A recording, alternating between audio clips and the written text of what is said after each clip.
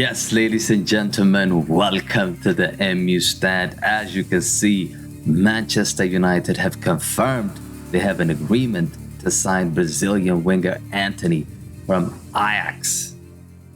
The official statement says Manchester United have reached an agreement with Ajax for the transfer of Antony, subject to medical player terms being finalized and international clearances. So it looks like we've signed our guy. I mean, Ten Hag wanted to sign Antony for the entire summer, I believe, and he finally signed the player that he wanted. Antony has 31 goals and 27 assists and 134 club appearances for Ajax and Sao Paulo, and 2 goals and 2 assists and 9 senior appearances for his native Brazilian international team. He's also won 2 Eredivisie titles and a gold medal in the 2020 Summer Olympics. What else did actually Ajax say? So this is actually the official confirmation from Ajax's website. They're saying Ajax and Manchester United have reached an agreement about the transfer of Antony. The transfer is subject to medical, blah, blah, blah. So Ajax have agreed a transfer fee of 95 million euros. It includes add-ons. The fee could rise to 100 million euros. I mean, that is a lot of money if you ask me. But I think he's gonna bring a lot to this team. I think he's gonna significantly improve Manchester United. I'm sure he is really excited to join us, just like we are actually excited to see him sign for Manchester United. I'm just gonna quickly show you what this was leaked yesterday. This is him arriving at Carrington for his medical yesterday. It looks like he has passed his medical now, so we're just gonna have to wait and see when he's gonna be announced officially with the jerseys on.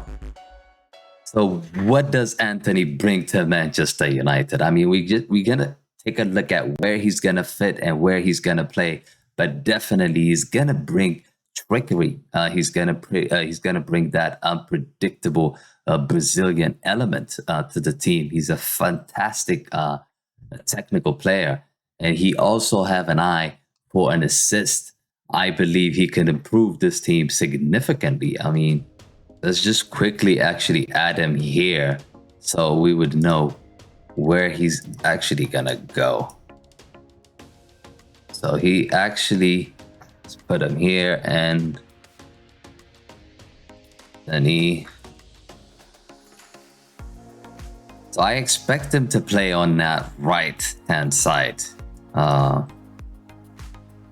This is the position that he's going to be operating. Of course, we're going to bring Sancho on this side. Antony will be on this side. This is his favorite position. Antony, of course, can play in either flanks. His versatility is undoubtedly part of the appeal for Ten Hag to go and get him from Ajax.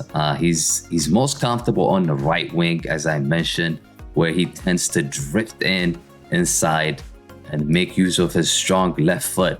He cuts inside and shoots, or cuts inside and find a pass for a teammate. Most of his shots tend to come from that side, and he has a habit of creating chances from there as well, like I mentioned, and lifting a diagonal crosses into the box from the half space between the wing and the center of the pitch. We already, reasonably well stocked in that wide position. As you can see, we have Elanga, Marcus Rashford also wants to operate in the same space. But I believe the striker position now is going to be for Rashford and Anthony Martial. Of course, if Cristiano stays, I think he's going to be operating the center forward position. So for the wide positions, we have Antony and Elanga and Sancho competing for that space. Like Martinez, of course, his former teammate in Amsterdam, Antony already has a comprehensive understanding of Ten Hag's tactical approach and preferred system. So I don't think it's gonna take him much time to adapt to Ten Hag's formula or system. Uh, Anthony also offers industry out of position. I mean, lots of defensive work. Ten Hag demands high pressing from his attacking players, and Anthony was key to that at Ajax. If you actually watched Ajax for the past few seasons, high intense game, even with the possession, out of possession, that's the way they play. In fact, across his time in the Eredivisie, only 5 players have won more possession in the final third than Antony. So he's definitely going to bring that element to his game, and that element, this Manchester United team, is just another reason why Ten Hag is very determined all summer long to sign Antony.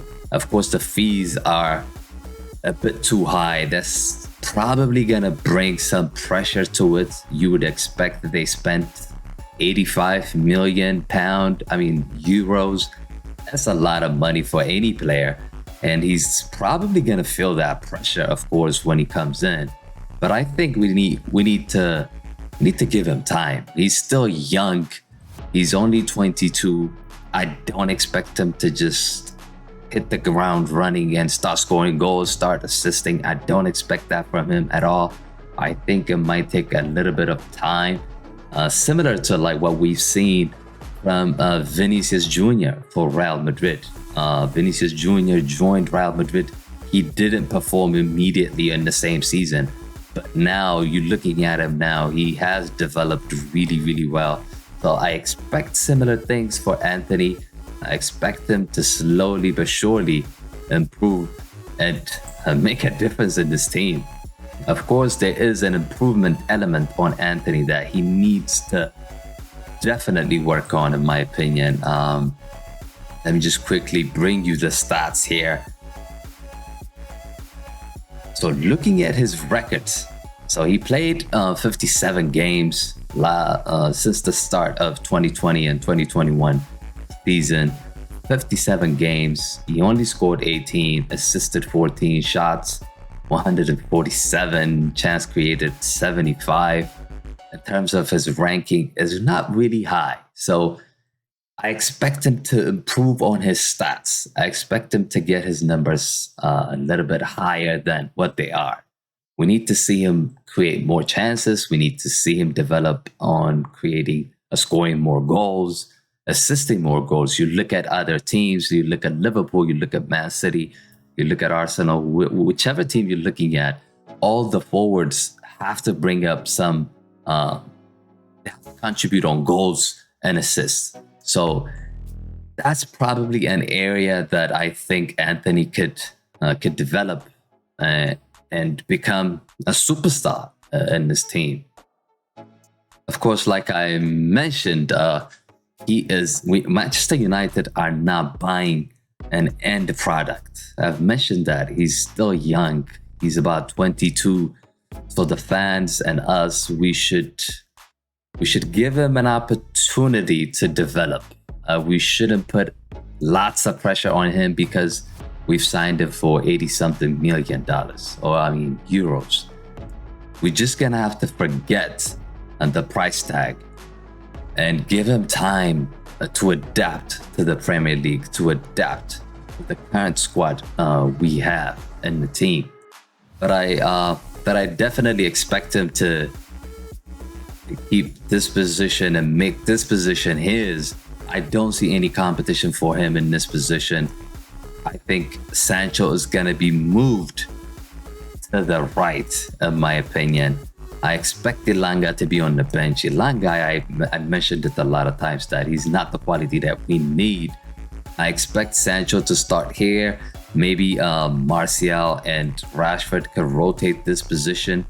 if Cristiano leaves, if Cristiano still stays in the team. So these three are going to be operating as a striker. Maybe Rashford could be used here sometimes, along with Martial. They can also be used here, and Ilanga could definitely be the backup for Antony. So that's what I think is going to happen, guys.